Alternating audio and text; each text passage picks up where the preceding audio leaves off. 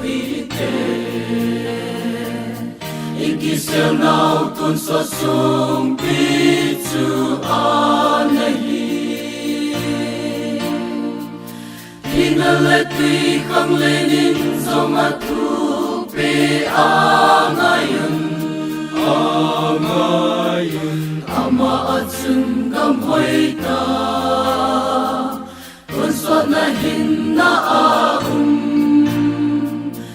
Ikim sunga vai hom le pakai su nang lahi Lau pe na le va chay na tuôn so in peo hi te O hungu vin pakai va chay na la sao hi te Iki siya lau tuôn so sung pi chu alahi Tina le tui không le nin zong a tu pe angayun Ama achun gam hoi ta Tuôn so na hin na a Ikim sunga vai hom le pakai su nang lahi Lau pi na le va chay na tuôn so in peo hi te Tan cho sen trong pakai va chay yu Ye o ne sun nun va chay u te Alung se na chu tuôn so in E yung pi zing zing tao hen Vì dấu sen trong ô va chay yu Pakai chu a pa nghe ye Alung se na ti san chu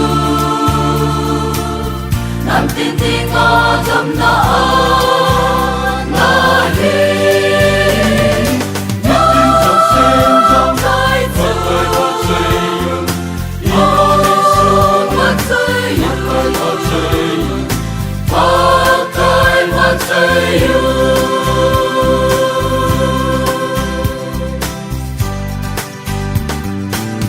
Pakai chu a mun ti nga chun va chay jing u te Ang lay lu na ki dam ka chu va chay u te Sung quan kin le xem kin nghe kin cheng to thôn va chay u Kin nghe kin cheng to la min Pakai chu va chay yu te